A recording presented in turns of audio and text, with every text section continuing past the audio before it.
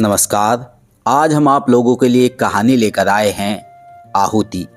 यह कहानी भारत की महान लेखिका सुभद्रा कुमारी चौहान के द्वारा लिखित है। यह कहानी भी एक सामाजिक मुद्दे पर आधारित है।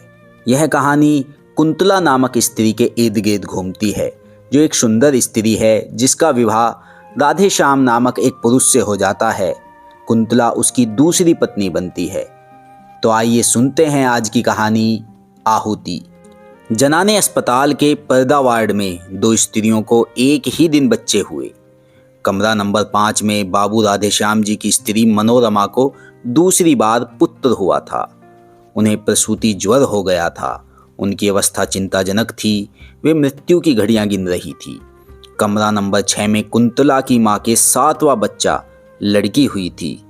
माँ बेटी दोनों स्वस्थ और प्रसन्न थी। घर में कोई बड़ा आदमी न होने के कारण माँ की देखभाल कुंतला ही करती थी। उसके पिता एक दफ्तर में नौकरी करते थे। उन्हें पत्नी की देखभाल करने की फुर्सत ही कहाँ थी।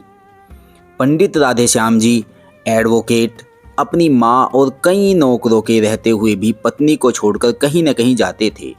10 दिन के बाद कुंतला की माँ पूर्ण स्वस्थ होकर बच्ची समेत अपने घर चली गई और उसी दिन राधेश्याम जी की स्त्री का देहांत हो गया। अपने नवजात शिशु को लेकर वे भी घर आए, किंतु पत्नी विहीन घर उन्हें जंगल से भी अधिक सूना मालूम हो रहा था। पत्नी के देहांत के बाद राधेश्याम जी ने दृढ़ निश्चय कर लिया था कि वे दूसरा विवाह नहीं करेंगे। मनोरमा पर उनका अत्यंत प्रेम था। वह अपने चिन्ह स्वरूप जो एक छोटा सा बच्चा छोड़ गई थी, वही राधेश्याम जी का जीवन आधार था। वे कहते थे कि इसी को देखकर और मनोरमा की मूर्ति की पूजा करते हुए अपने जीवन के शेष दिन बिता देंगे। जिस हृदय मंदिर में वे एक बार मनोरमा की पवित्र मूर्ति की स्थापना कर चुके थे, वहां पर किसी दूसरी प्रतिमा को स्थापित नहीं कर सकते थे। घर से उन्हें विरक्ति सी हो गई थी। भीतर वे बहुत कम आते, अधिकतर बाहर बैठक में ही रहा करते। घर में आते ही वहां की एक एक वस्तु उन्हें मनोरमा की स्मृति दिलाती। उनका हृदय विचलित हो जाता। जिस कमरे में मनोरमा रहा करती थी, उसमें सदा ताला पड़ा रहता। उस कमरे में वे उस दिन से कभी न गए थे। जिस दिन से मनोरमा वहां से निकली थी, जीवन से उन्हें वैराग्य सा हो गया था। आने जाने वालों को वे संसार की असारता और शरीर की नश्वरता पर लेक्चर दिया करते। कचहरी जाते, वहाँ भी जी न लगता। जिन लोगों से 50 रुपया फीस लेनी होती, उनका काम 25 में ही कर देते। गरीबों के मुकदमों में वे बिना फीस के ही खड़े हो जाते। सोचते, रुपये के पीछे हाय हाय करके करना ही क्या है। किसी तरह जीवन को ढकेल ले जाना है। तात्पर्य यह है कि जीवन में उन्हें कोई रुचि ही न रह गई थी। दूसरे विवाह की बात आते ही उनकी गंभीर मुद्रा को देखकर किसी को अधिक कहने सुनने का साहस ही न होता। अतएव सभी यह समझ चुके थे कि राधेश्याम जी अब दूसरा विवाह न करेंगे। उनकी माता ने भी उनसे अनेक बार दूसरे विवाह के लिए कहा, किंतु वे टस से मस न हुए। अंत में वे अपनी इस इच्छा को साथ ही लिए हुए इस परलोक से विदा हो गई। इसके कुछ ही दिन बाद राधेश्याम जी जब एक दिन अपनी बैठक में कुछ मित्रों के साथ बैठे थे और बाहर उनका लड़का हरिहर नौकर के साथ खेल रहा था, सामने से एक तांगा निकला। न जाने कैसे तांगे का पहिया निकल गया और तांगा कुछ दूर तक घिसटता हुआ चला गया। एक 7-8 साल का बालक तांगे पर से गिर पड़ा और एक बालिका जो कदाचित उसकी बड़ी बहन थी, गिरते गिरते बचकर दूसरी तरफ खड़ी हो गई। चालक को अधिक चोट न आई थी।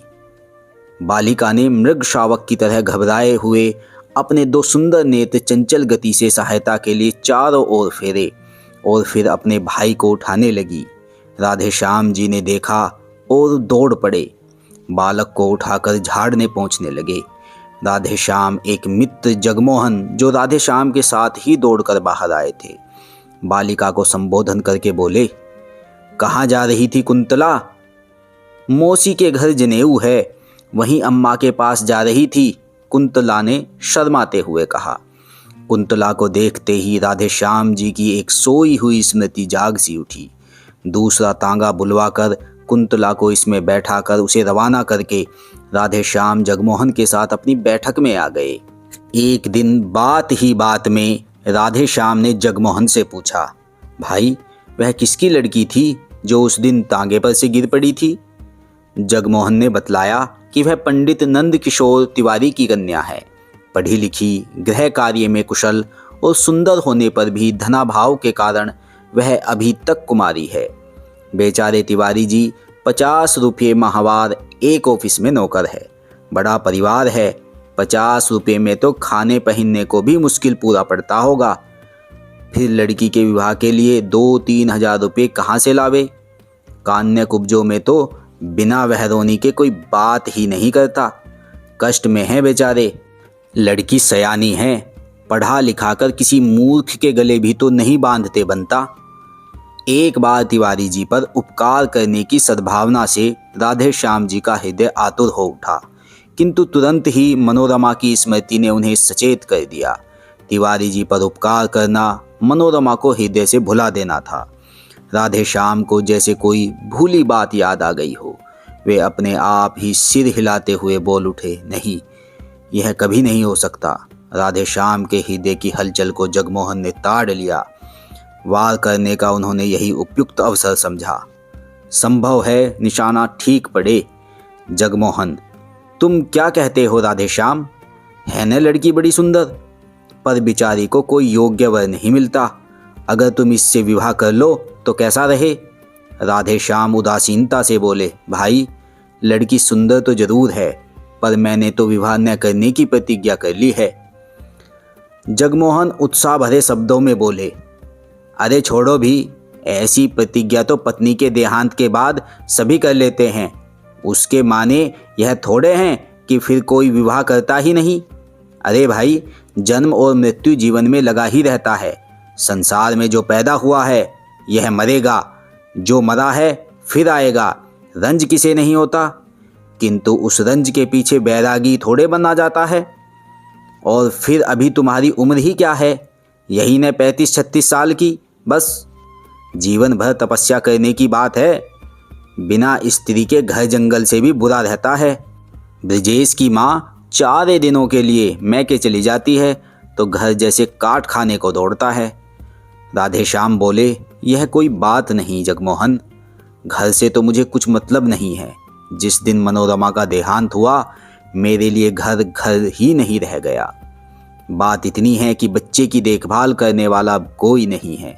अम्मा थी तब तक तो कोई बात न थी, पर अब बच्चे की कुछ भी देखभाल नहीं होती। नौकरों पर बच्चे को छोड़ देना उचित नहीं। और मैं कितनी देखभाल कर सकता हूँ, तुम ही सोचो। परिणाम यह हुआ कि बच्चा दिनों दिन कमजोर होता जा रहा है। राधे श्याम का विवाह कुंतला के साथ हो गया। उनकी उजड़ी हुई गृहस्थी में बहार आ गई। मनोरमा के बंद कमरे का ताला खोलकर उनके चित्रों पर हल्की रंगीन जाजिम का पर्दा डाल दिया गया। उस घर में फिर से नुपुर की मधुर ध्वनि सुनाई पड़ने लगी। चतुर्गृहिणी का हाथ लगते ही घर फिर स्वर्ग हो गया। कुंतला की कार्य कुशलता और बुद्धि की कुशाग्रता पर राधे श्याम मुग्ध थे। कुंतला के प्रेम के प्रकाश से उनका हृदय आलोकित हो उठा। अब वहां पर मनोरमा की धुंधली स्मृति के लिए भी स्थान न था।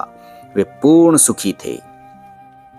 राधे श्याम जी ने दूसरा विवाह किया था, संभवतः हरिहर की देखभाल के लिए ही, किंतु इस समय कुंतला को हरिहर से अधिक राधे श्याम की देखभाल करनी पड़ती थी।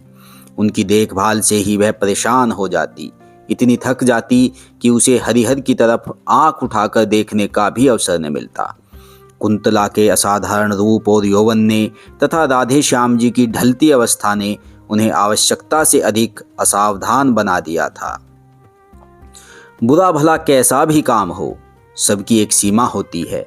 राधे श्याम के इस अनाचार से कुंतला को जो मानसिक वेदना होती सो तो थी ही, इसका प्रभाव उसके स्वास्थ्य पर भी पड़े बिना न रहा।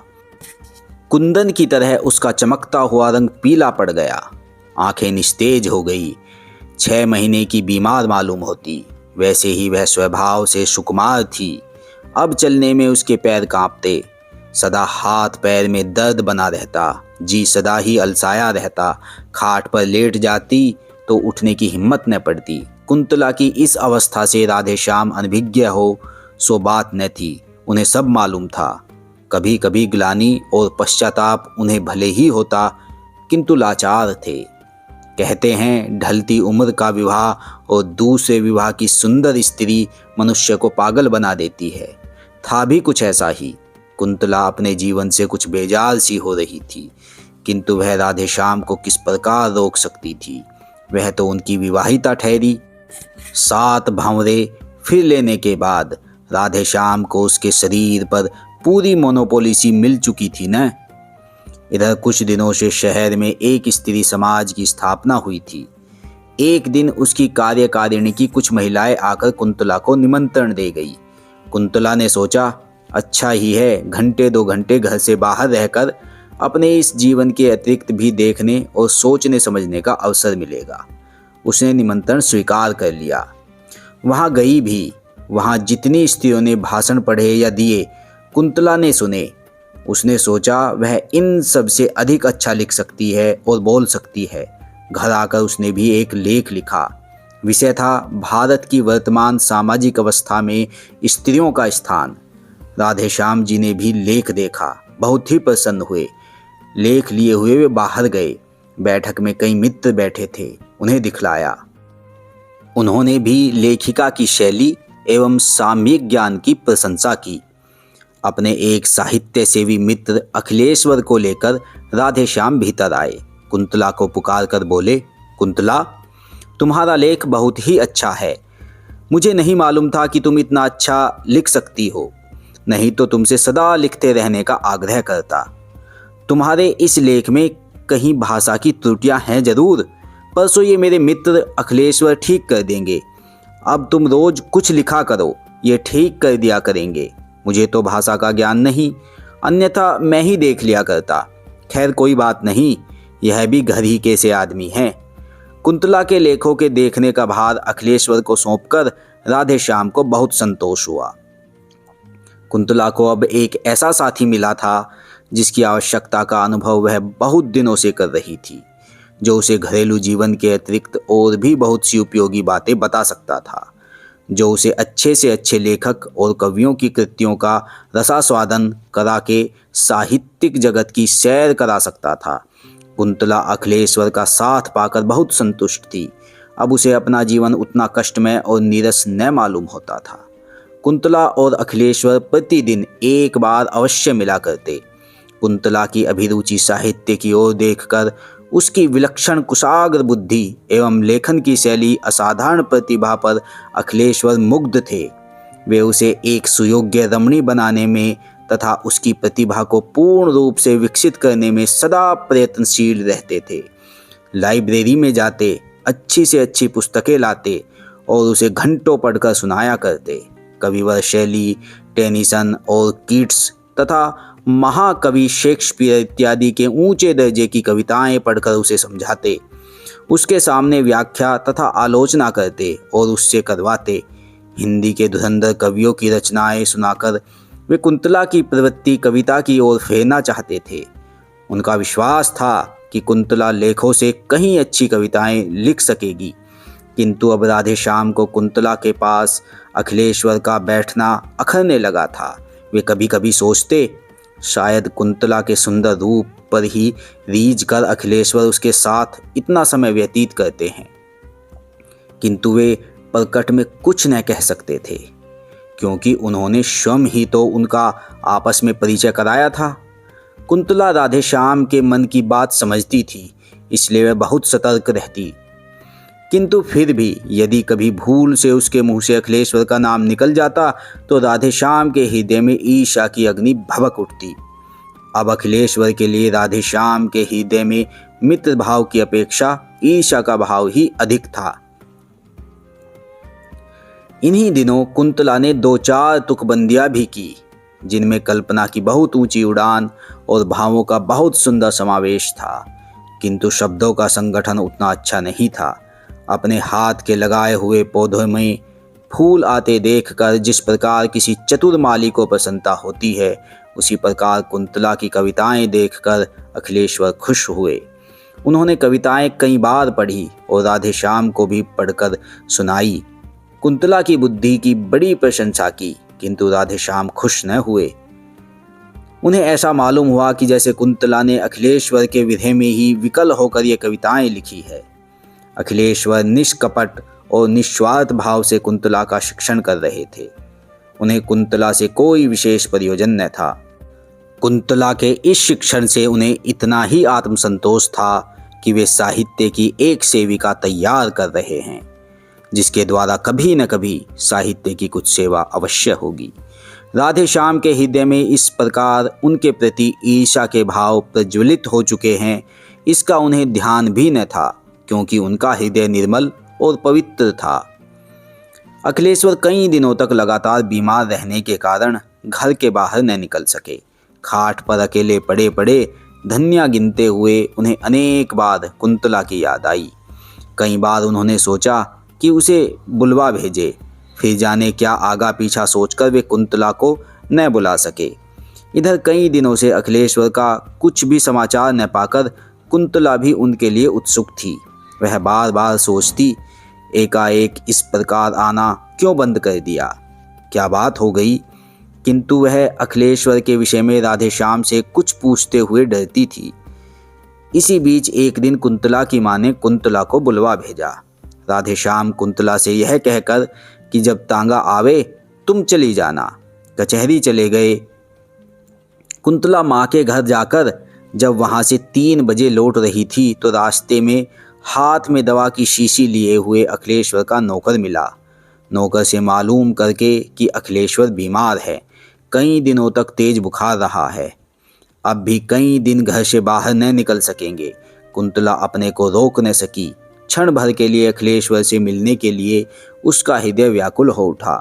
अखिलेश्वर के मकान के सामने पहुंचते ही तांगा रुकवाकर वह अंदर चली गई। साथ में उसकी छोटी बहन भी थी। अचानक कुंतला को अपने कमरे में देखकर अखिलेश्वर को विस्मय और आनंद दोनों ही हुए। अपनी खाट के पास ही कुंतला को बैठने के लिए कुर्सी देकर वे स्वयं उठकर खाट पर बैठ गए।